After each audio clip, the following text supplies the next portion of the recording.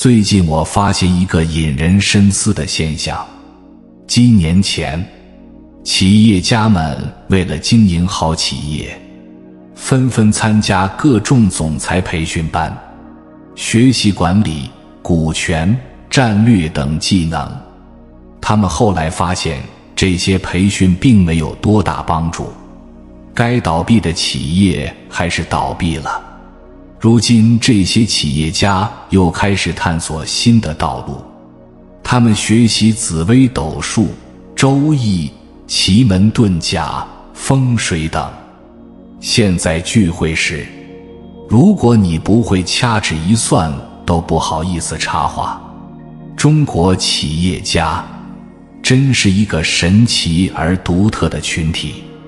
那么这种算命到底准不准呢？人何时才能真正洞察自己的命运？孔子曾说，尽人事听天命，意思是只有把该做的事都做完了，才有资格去听天命。作为一个人，把人事做到极致，天命才会出现指引你。牛顿是在研究完经典力学之后才敢研究上帝，爱因斯坦是完成相对论之后才敢去研究神，孔子是完成了教育大业之后才敢去研究周易。所以孔子说，吾师之天命。现在很多人学习易经、奇门遁甲、紫微斗数，大多是为了寻找捷径，或者为了服务那些想找捷径的人。不是说这些学问不好，而是学的人发心不正，心术不正。周易归根结底就是2句话，自强不息，厚德载物，就是教我们脚踏实地做人，问心无愧做事。学习周易的目的是提升智慧，而不是寻找改变命运的捷径。改变命运的唯一途径就是积德行善，改过自新，而不是靠算命、看风水以及各种旁门左道。记住这句话，人是做到极致的人，才有资格听天命。反思一下自己的现状，生活的事、家里的事、公司的事处理好了吗？该读的书都读了吗？需要改正的缺点改了吗？身体锻炼好了吗？孩子教育好了吗？父母孝敬好了吗？客户服务好了吗？脾气问题解决了吗？焦虑问题解决了吗？如果没有，就把你当前该做的都做好。红尘是最好的修行道场，红尘练心是最好的修行方式。人人是老师，事事是考试，时时是课堂。那魔命到底存在吗？有一个概念叫量子坍缩，意思是处于某种状态的物质，当有观察者介入的时候，它的状态立刻发生坍缩。也就是说，当你看清它的时候，它就不再是它了。命运也是这样一个东西，它像是上帝给人类设置的一道枷锁，你每出一招就会被另一招反制。他说立就立，说他就他，凡是被算出来的命运就已经不成立了。人类社会的一切现象都是本质的呈现，但是人们把自己能看透的现象称为规律，把自己看不透的现象称为命运。其实在高认知的人眼里，或者在高能力的人眼里，根本就没有命运的说法，一切都是可以遵循的。顺着各种现象就可以摸清逻辑，然后判断趋势和必然。其实很多人都是把看风水和算命当成了改变命运的捷径，不用成长、改变、努力就可以把所有问题给解决了，就可以实现逆袭，荣华富贵都来了。人生在世有2种痛苦，第一种叫生活的苦，第2种叫成长的苦。生活的苦和成长的苦，你总的选择一样，而很多人不愿意吃成长的苦，又想改变自己的命运，那就只能去找捷径，找个大师帮自己改命，就可以放弃现实里的成长了。看似简单，实则荒谬。如果我们不用成长就可以实现命运的逆袭，算上一卦，改个风水，换个号码，就能求得福报，这世界的好事就来得太容易了，大家都不需要奋斗了，每天排队等着高人给自己算命就好了。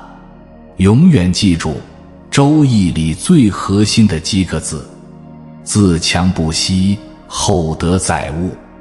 那么为什么有的人算了命之后真的会有改变呢？因为风水布局和算命大师的一句暗示，能够改变普通人的心境。比如办公室经过一番调整，你觉得舒服多了；比如大师说你今年可以发财，于是你也宽慰多了。很多人都是因为心态的改变，从而事情就变得顺利了。这就是高人跟普通人的区别。高人是境随心转，普通人是心随境转。心随境转，就是内心需要一定环境的辅助才可以到达一定的状态。人心时刻受环境的影响，所以要不断地改变环境。它的关键在于调境，境随心转，就是环境可以跟着心动，无论外界的环境如何，只要把心修好了，练就一颗如如不动之心，就可以坦然处之。它的关键在于调心。普通人为什么要迷恋风水？就是要不断地改变环境，才能调整自己的内心。为什么要去算命？就是要有外界的暗示和鼓励才能踏实。而高人可以做到境随心转，以及心生万法。他们明白调心比调环境更有用。他们不是不信风水，而是他们明白修心才是一个人的立身之本。真正的风水不是外物的摆设，而是人心。人心就是最大的风水。发心好了，心念纯正了，你的一切就顺风顺水。因此修心才是根本。一个人如果心境不能调整，即便遇到了再灵的大师，也不可能3加5除2就改了你的命。须记住，《易经》这本书也是修心的，而不是算卦的。这本书的价值是帮我们从万千变化中找到不变的规律，然后要以不变的规律为标的物，达到不异之心，如如不动。这就是知易者不战，善易者不补。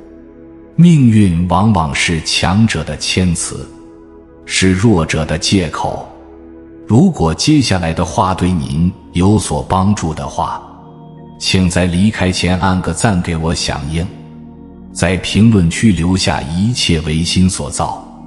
如果命运真的存在的话，那人生或可分为3种：一、不知道命运的存在，毫无知觉，按照命运的轨迹过完一生；二、知道命运的存在，却困于其中，无法挣脱，就像37岁之前的圆了凡；三、知道命运的存在，却由于开悟的及时而挣脱了命运的牢笼，活出自我。人生只有一种成功，按自己的方式度过一生。以此标准来说，第一类人是最可怜的，第二类人是最痛苦的，只有第三类人是人间清醒，洒脱过一生。人怎么才能成为第三种人？怎么才能逆天改命呢？著名的改命神书《了凡四训》记载的就是袁了凡如何改变命运的。按照《了凡四训》所说，改命无非改过行善4字，其实无非就是反省积德。这本书就是一直在强调，命运掌握在自己手中，只要积善累德，谦恭卑下，感恩上天，就能够求福的福善报无尽。因此大家务必记住，只有修行才能改命，并且修行人的命是算不准的，真正的修行人从来不算命，再厉害的大师也算不准他们的命。因为修行就是不断地给自己积功德，这种人是可以逆天改命的。只有修行可以改命，生活本身就是一场修行。如果你能觉察到自己在修行，那就是主动的修行；如果你觉察不到自己在修行，那就是被动的修行。主动的修行就是体验生活，被动的修行就是万般皆苦。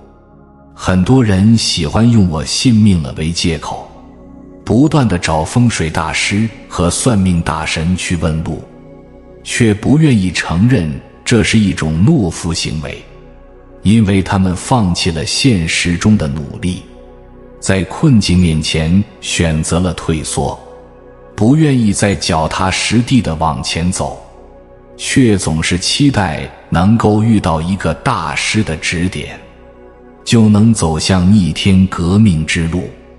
这不是信命，这是偷懒，是找捷径，是守株待兔。真正的信命是尽人事之后而听天命。所谓尽人事，就是自己全身心地去奋斗和拼搏，不断地提升自己的能力和智慧，然后再去破解现实中的困难，最后再把结果交给老天。还有很多人总是喜欢拿顺其自然来敷衍人生道路上的荆棘坎坷，却不愿意承认真正的顺其自然是竭尽所能之后的不强求，而非在困难面前两手一摊的不作为。先有一种我命由我不由天的魄力，再有一种不知命为以为君子的豁达，才是真正的知天命。很多人四处求神拜佛，祈求神仙能保护自己，祈求可以躲过一劫，祈求能够得到荣华富贵，岂不知这些人拜的根本不是神，而是自己的欲望和贪婪。所谓求人不如求己，当你能坦然面对自己的内心，就会发自内心地纠正自己之前的行为，你的行为就会向善，习惯改好了，一切都会向好的方向改变。古语云：德不配位，必有灾殃。无功受禄，大凶之象。在一个人的心性和格局被修出来之前，平白无故接受福报是有祸患的。一个人若学会了修心，总有一天能顺应万境。人一旦到了这种层次，还需要求神问鬼吗？还需要占卜吗？生活就是一场修行，福分不是算出来的，更不是求出来的，是靠自己的历练修出来的。所有试图依靠外力改变自己命运的行为，注定都是徒劳的。这是关于命运和玄学的解释。一、父母与自身基因就是命。二、时代与经济周期就是运。三、城市和位置就是风水。四、创造价值就是积功德。五、爱干净爱笑就是好相。六、找到人生榜样是敬神。七、得到了指点教育贵人。八、阅读经典就是增智慧。九、知道自己要什么是择业。十、愿意与谁长期相处是择偶。每个人在降临这个世界时，都拥有一个独特的账户，我称之为福气账户。它与银行账户相似，但反映的是我们的生命状态。你可能会发现，有些人常常抱怨命运的不公，他们出生在贫瘠之地，连基本的温饱都难以保障。他们从小在贫困中挣扎，无论是求学还是治病，都缺乏资金，生活充满了艰辛。然而也有一些人，他们自出生起就置身于富贵之家，从小享受着锦衣玉食的生活。他们拥有这个世界上最好的资源，天赋异禀，最终毕业于世界名校，创业成功，人生庞福开了挂。你可能会问，为什么人与人之间会有如此巨大的差异？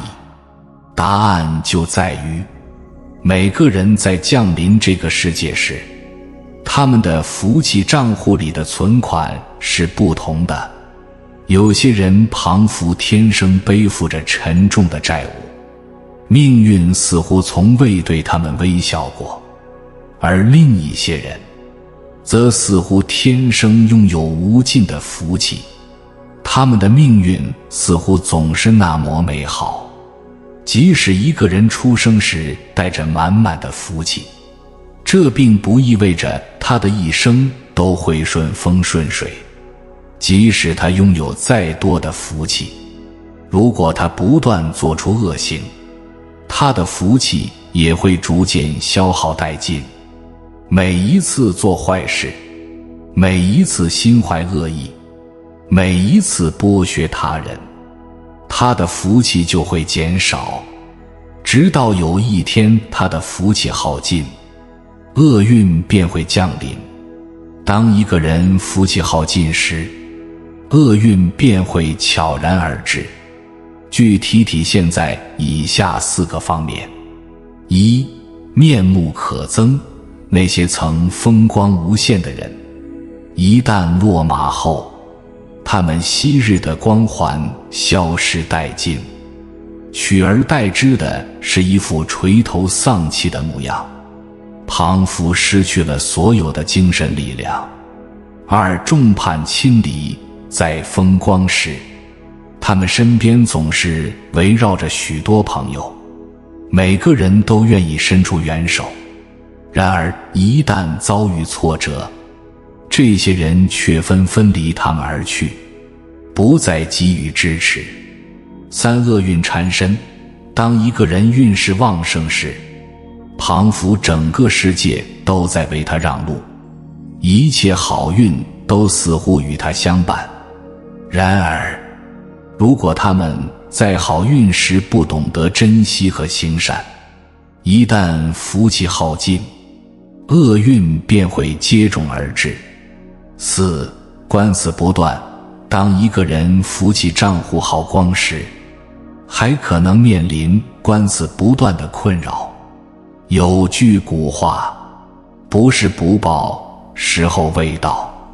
这话说的极是，有人或许会质疑，为何有人一生作恶多端，却能长寿无疾而终？这并非报应未至，而是他们前世的福气尚未耗尽，所以即便他们不断消耗着，一辈子都莫给他们耗完。如果一个人生来就没有福报，或是背负着债务，那他的一生是否就这样了呢？他如何才能增加自己的福气呢？佛教告诉我们，行善布施。布施并不仅仅是物质上的帮助，更是一种精神上的给予。第一个叫财布施，当他人陷入困境时，我们伸出援手，给予他们物质上的帮助，这就是财布施，它是积累福报的第一级别。第二个叫法布施，就是当他人迷茫无助时，我们为他们指明方向，传授方法，这就是法布施。它不仅能让我们积累更多的福报，还能让我们将自己的知识和智慧传递给他人。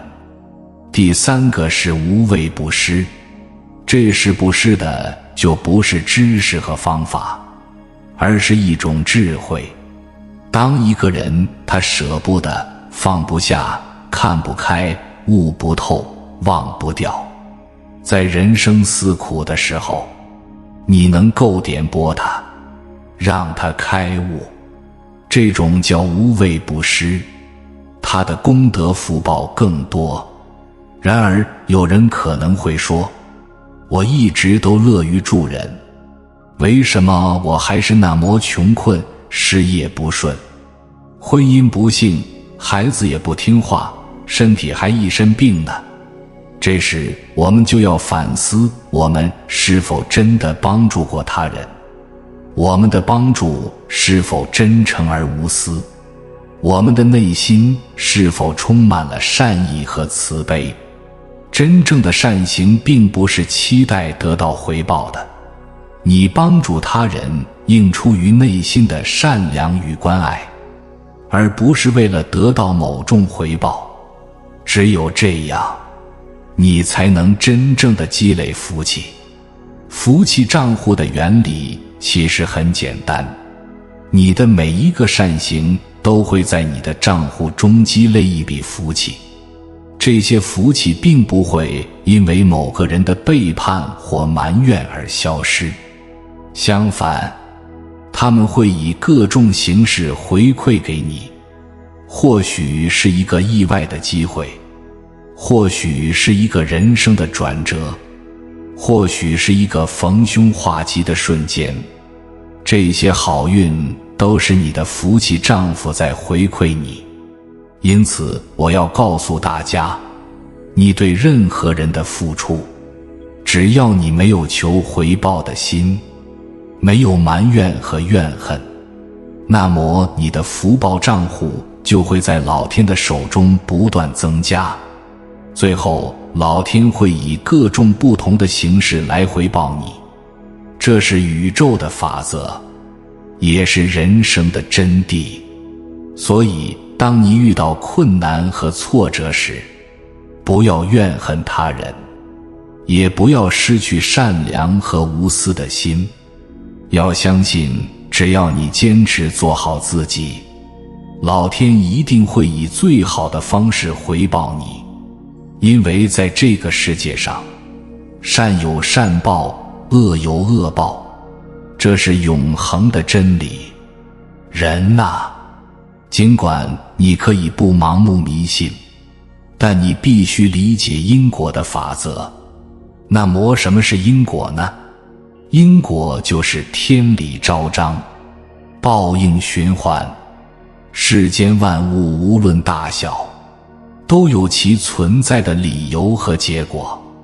一件事情之所以发生，必然有其背后的原因。这个结果为什么会出现？那是因为有其原因。那些深信因果的人，他们明白世间万物都有其好坏之分，善恶之别。他们知道很多事情看似偶然，实则有其必然。在冥冥之中，似乎有一只看不见的手在引导着一切，那就是天意。让我给你讲一个故事。有一对夫妻，男子对妻子宠爱有加，然而妻子却像是个无底的洞，不断地向丈夫索取，将她的付出视为理所当然。她不仅把丈夫当成了提款机，还像输送石油一样，将家里的财富源源不断地输送到娘家，买房买车，甚至帮助兄弟姐妹。她的家人都因此过上了舒适的生活，而她的丈夫名下却连一栋房子都没有。朋友们纷纷劝说这个男子告诉他妻子的真实面目，但他却像是着了魔一样，始终坚守在妻子的身边。他们说，你这样做究竟是为了什么？他根本就没有把你当作是一家人。但男子却只是笑了笑，没有回答。然而好景不长，当男子的生意遭遇困境，经济状况急转直下时，妻子毫不犹豫地选择了离婚，并且要求他净身出户，所有的财产、房子都归了妻子和他的娘家。男子变得一无所有，人们都说他这是何苦呢？付出了一切，最后却落得这样的下场。但人生总是充满了戏剧性。离婚不到1年，男子遇到了一位极具帮夫运的女子。这位女子也是离过婚的，她的前夫是个渣男。她曾一手帮助前夫创业，但当他成功后，却开始在外面拈花惹草，对他非常冷漠。她也为前夫付出了很多，但最终还是被背叛。两人有着相似的经历，都遭遇了伴侣的背叛和抛弃。他们走到了一起，互相扶持，共同面对生活的挑战。这位新伴侣非常欣赏男子的能力和潜力，决定帮助他东山再起。在短短2年内，他们共同创办的事业规模超过了他们过去所有努力的总和，他们的感情也变得越来越深厚。这个故事告诉我们，恶有恶报，善有善报，只是时机未到而已。很多人不明白这个道理，总是认为自己对别人好，别人就应该对自己好。但实际上，大自然的法则并非如此。你对别人好，其实是在为自己积累善缘，这个善缘可能会回报到你身上，也可能回报到其他人身上。就像我刚才讲的那个故事一样，在这个故事中，2个人都被别人认为是傻瓜，但他们却拥有一颗善良的心。正是因为他们没有怨恨之心，才能够在逆境中遇到贵人相助。最终取得成功。所以说，一个真正能构结善缘的人，首先要做到的就是不求回报地去对别人好。只有这样，你才能够真正的积累善缘，让自己的人生更加美好。我们不能忽视因果关系的重要性，在婚姻、教育子女、经营事业以及处理人际关系等方面，我们都需要明白，自己的行为和言语会对他人产生影响，而这些影响最终也会回馈到我们自己身上。因此，我们应该时刻保持一颗善良的心，用正面的态度去对待他人和事物，这样才能为自己积累更多的善缘。我们还需要明白因缘果报的道理，就像种植一棵树一样，我们需要在种下善因的时候好好养护它，这样才能收获美好的果实。在我们的生活中，我们也需要不断地去种下善因，用善良和真诚去对待他人和事物，这样才能在未来收获美好的果实。最后我想说的是，了解大自然的法则，并不意味着我们要去追求所谓的完美人生。我们应该珍惜每一个当下，用善良和真诚去对待自己和他人。只有这样，我们才能真正地感受到生命的美好和意义，让自己的人生变得更加充实和有意义。所以，让我们一起努力地去结善缘吧，用善良和真诚去对待他人和事物，让自己的生命变得更加美好和有意义。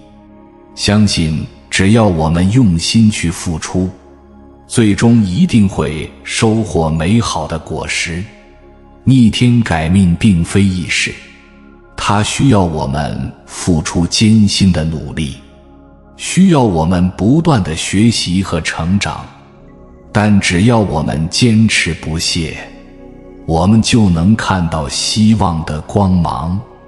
我们可以通过自己的努力，去创造美好的未来，去实现自己的梦想。